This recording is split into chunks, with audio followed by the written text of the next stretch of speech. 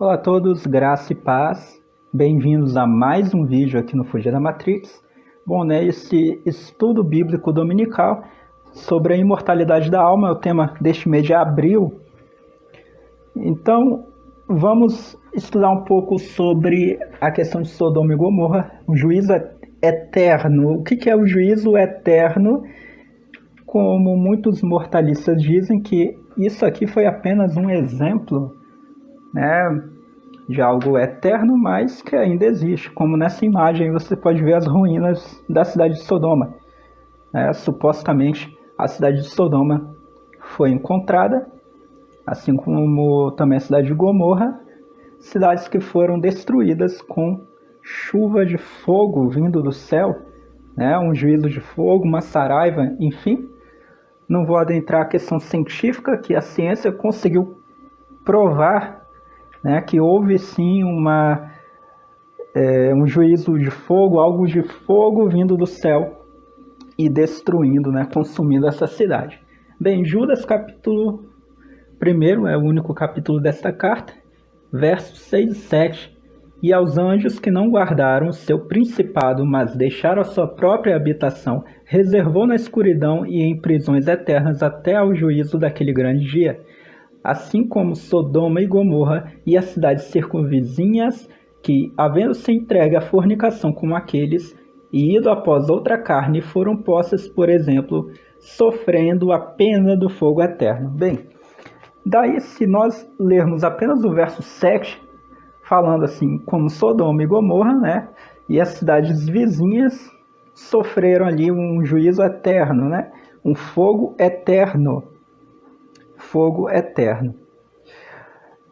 O fogo não continua queimando ali. Nessa imagem aí você não pode ver, só tem a ruína, né? Esse é o argumento mortalista, de que não está queimando, não tem fogo ali queimando, então o fogo não é eterno. O inferno, né, ou no caso o lago de fogo, ele também não é eterno. Vai queimar e vai consumir e pronto, acabou, vai ser destruído, aniquilado. Vimos domingo passado que é ser aniquilado, comparando ali o texto no idioma grego, lá no Novo Testamento, passagens ali dos evangelhos. Então devemos analisar que no verso 6 há uma expressão empregada aos anjos que foram presos em cadeias eternas, como está aí em destaque no idioma grego, Desmes Aidios.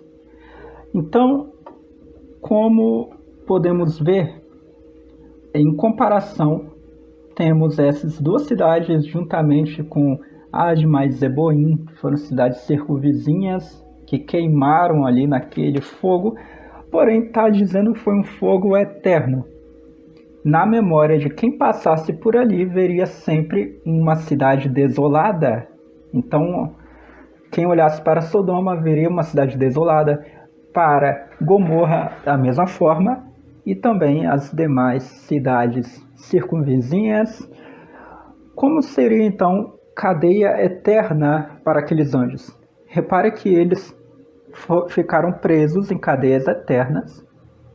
Está citando um evento de anjos desobedientes, muito aplicado a Gênesis capítulo 6. E eles ficariam presos ali numa prisão escura, em densas trevas, até o juízo.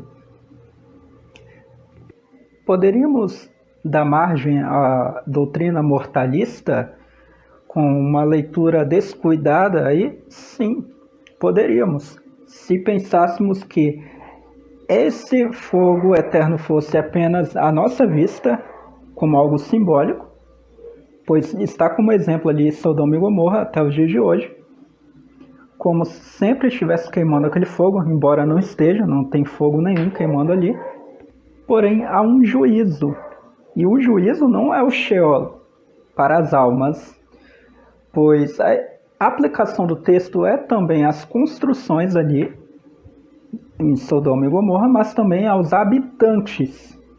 E esses habitantes, será que foram aniquilados simplesmente porque morreram aqui? passaram deste plano físico e foram levados para um local chamado Sheol.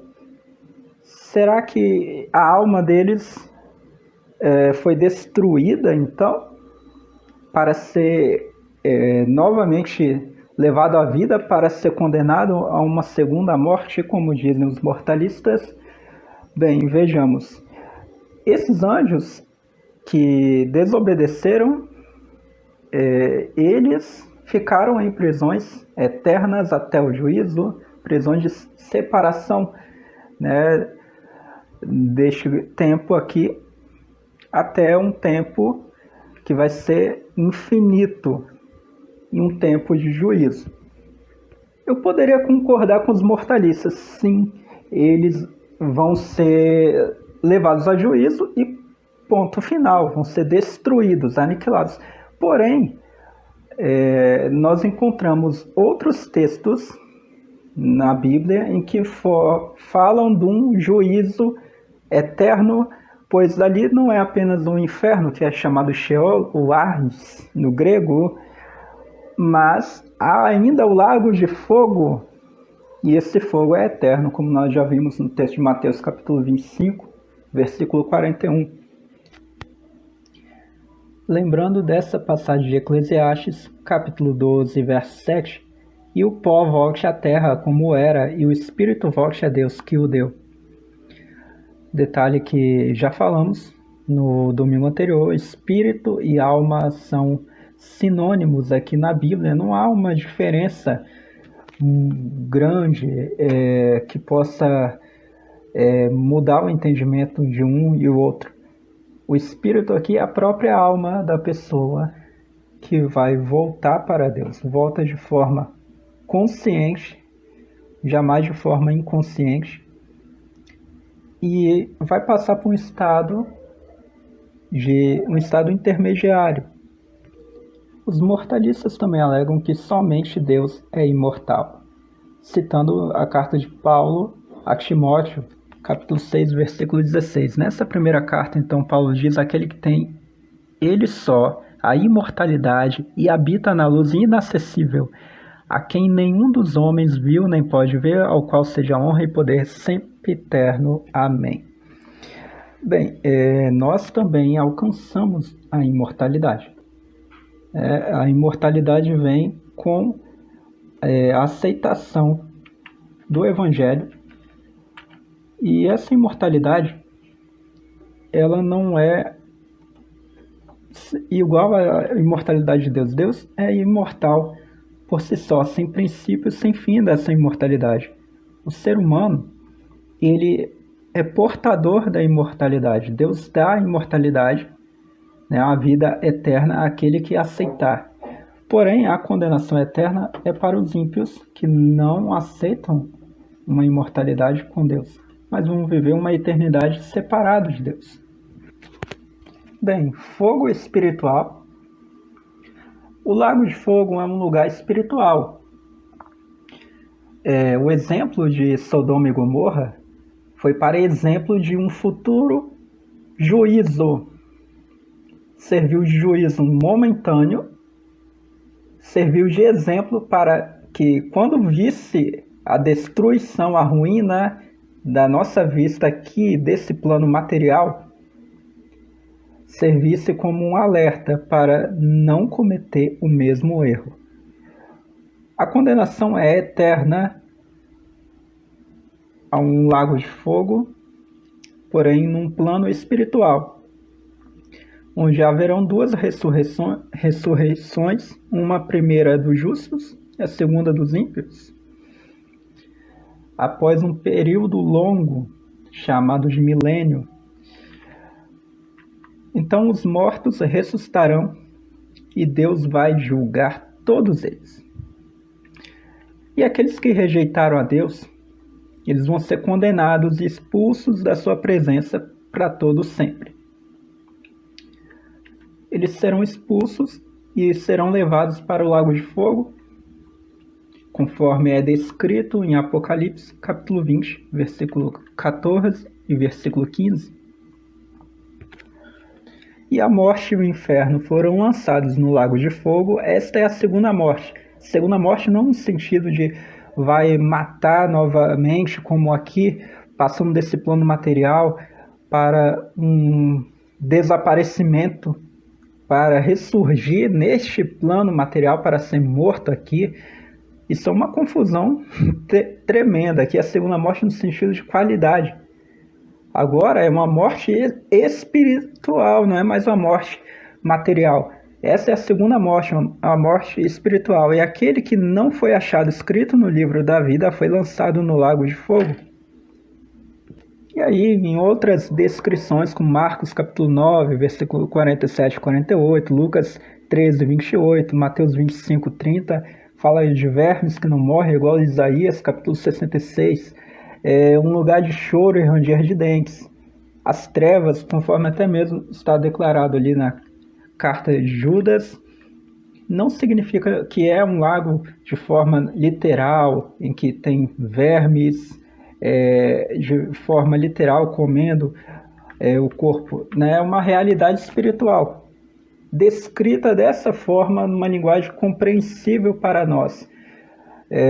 Porém, algo que é muito válido, esse tipo de sofrimento, conforme é narrado ali por Judas, também narrado por Paulo aos Romanos, já vou abrir aqui o texto de Romanos, ele fala que é um sofrimento que envolve dor, desespero, terror, e o medo ali é por conta de uma separação para sempre de Deus. A vida onde? Em Deus. Deus, ele é a vida. Ali é uma morte. Mas uma morte é deixar de existir? Não.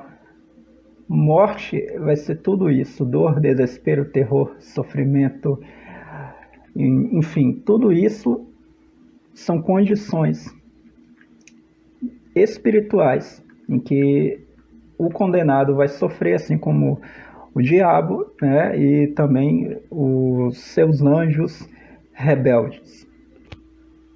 Essa passagem de Romanos, capítulo 2, do versículo 9 ao versículo 11, Paulo ele fala da seguinte forma: tribulação e angústia sobre toda a alma do homem que faz o mal, primeiramente do judeu e também do grego, porque o juízo seria maior por aquele que conhecia a Torá.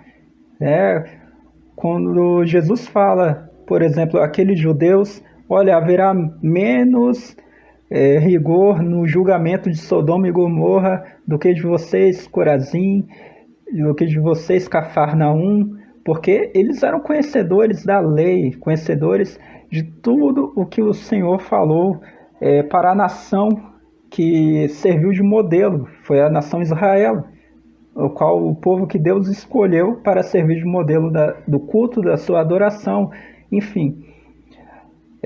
E aí, estendendo então aos gentios, e aí a linguagem que ele usa o grego, porque era o povo comum daquela época: glória, porém, e honra e paz a qualquer que pratica o bem, primeiramente ao judeu e também ao grego. Lembrando ali do capítulo 9, capítulo 10 dessa mesma carta, em que Paulo vai falar sobre Israel do modo especial, quanto a importância que eles têm para Deus, não fazendo acepção de pessoas, como ele deixa muito claro aqui no verso 11. Então o julgamento, ele sim vai ser julgado segundo o quê? O nosso conhecimento. Quanto mais conhecemos, mais julgados seremos. Então, aquele que pratica a justiça naquilo que conheceu, olha quanto ele vai ser galardoado naquele grande dia, né? Vai ter um galardão maior do que um outro que não praticou tanta justiça assim. Mas, enfim. Quanto aqui também, a punição é proporcional. Vai ser com um grau de punição maior aquele que era conhecedor de todos os princípios morais de Deus, mas que não cumpriu. Bem, então as considerações finais: os que rejeitam a Deus aguardam em tormento por uma ressurreição para pagar pelos pecados? Claro que não. Para sofrer a condenação pelos pecados, ou seja, o juízo. Existe um estado intermediário, que às vezes nós chamamos assim, seria isso purgatório? Não, o Sheol, o Hades ali descrito, é um local de separação deste plano material, né, do corpo que volta para o pó e o espírito que volta para Deus. Porém, o justo já está gozando com Deus a imortalidade, a vida eterna, né, enquanto o ímpio, né, aquele que aquele que rejeitou Deus, ele já se separou da vida. Deus é vida. Já foi para um estado de tormento, né, um local de tormento para todos aqueles que rejeitam a Deus. E nada pode fazer para voltar à vida, ou seja, nada podem fazer ali para pagar pelos pecados. Não, eles vão sofrer a condenação do pecado praticado aqui. A alma, por isso que é a alma que vai sofrer esse pagamento, não o corpo, né? Vai ter uma ressurreição, sim, mas a alma, ela é que vai sofrer esse pagamento. A alma, ela é imortal. Outra coisa importante é que a morte, Thanatos no grego, né? Ela é o oposto à vida. Se é o oposto à vida, não fala que é uma não existência. Mas se a vida eterna está ao lado de Deus para sempre, a morte eterna, ou seja, a segunda morte, na qualidade de estar separado de Deus para sempre. Eles não vão deixar de existir, vão existir num plano espiritual, porém numa condenação eterna. É simples de compreender, né? É um tanto difícil de explicar, mas na compreensão fica claro quando nós vemos que o que está perecendo ali no lago de fogo é o que? É a alma. E a alma é a parte imaterial, é a parte que ela vai continuar no porvir. Essa morte aqui é a passagem do plano material para o plano imaterial. Outro detalhe, quanto à consciência, a alma é a parte, né, a psique no grego, é a parte consciente, é que denota a personalidade. Então, se é uma parte consciente, e é essa parte consciente que vai ser julgada, seja ela para a vida eterna ou seja ela para a condenação eterna. Daniel capítulo 12, versículo 2. Ou seja, ela só pode ser julgada de forma consciente. Então, desde o momento em que deixa este corpo com essa passagem aqui do plano material, que é a morte, essa primeira morte, morte física, já passa para um plano de consciência fora do corpo. Não existe uma inconsciência para depois voltar à consciência. Detalhe, quando Lázaro ele é ressuscitado, só para concluir aqui, para ilustrar melhor, Lázaro ele não recebeu novamente o sopro de vida sobre ele, ele não recebeu ali a alma sobre ele novamente. Vamos ver assim, na ótica dos mortalistas, não existe uma separação entre corpo e espírito por ocasião do falecimento. Então o retorno à vida, como no caso de Lázaro, narrado em João capítulo 11, versículo 43, e da ressurreição coletiva que Paulo narra na sua primeira carta de Tessalonicenses capítulo 4, versículos 16 e 17, é o resultado de um novo sopro de Deus. Mas será que é assim? Nem sempre a palavra psique no idioma grego do Novo Testamento pode ser traduzido como sopro. Não tem como, por exemplo, dizer que no caso de Jesus e Estevão, entregaram simplesmente o sopro. Não, Jesus entrega a sua alma, o seu espírito, quando é narrado ali. Entrega ao Pai o seu espírito, né, dizendo ali, está consumado, enfim. E no caso de Estevão, quando ele vê os céus abertos e vê o Senhor Jesus à destra de Deus, ele entrega ali o seu espírito. Ali é a entrega o que? Da alma, a parte imaterial, que estaria voltando para o Pai. No caso do que não recebeu, rejeitou a Deus, né? Se ele vai ser separado de Deus, por ele ter rejeitado a Deus, não tem como ele ter uma vida eterna, ele vai ser condenado a um juízo eterno. Ele vai estar eternamente separado. Vai deixar de existir? Não. Como eu falei, a morte ela não é a não existência, né? Aos nossos olhos aqui, vai deixar de existir aqui aos nossos olhos, no plano material. Para muita gente não deixa de existir, né? Continua falando do morto aí há muito tempo. Mas naquela grande condenação, vai ser uma condenação da mesma proporção. Se Deus ele é eterno e dá uma vida eterna e não deseja que o ímpio se perca, porque o perecer ali, que não é aniquilar, mas é no estado de qualidade, né? Ele deixar de gozar de uma vida eterna, ele vai estar separado completamente de Deus e vai sofrer um juízo de uma condenação eterna. Tem que haver essa divisão do que é material, que está aos nossos olhos, daquilo que está no plano espiritual. O queimar eternamente, um tanto figurativo, né? Assim como o verbo também, um tanto figurativo, porém não significa que são coisas que vão deixar de existir, ou alguns tentam levar para o argumento que é uma paródia, como no caso em Lucas capítulo 16, da parábola do rico e do Lázaro.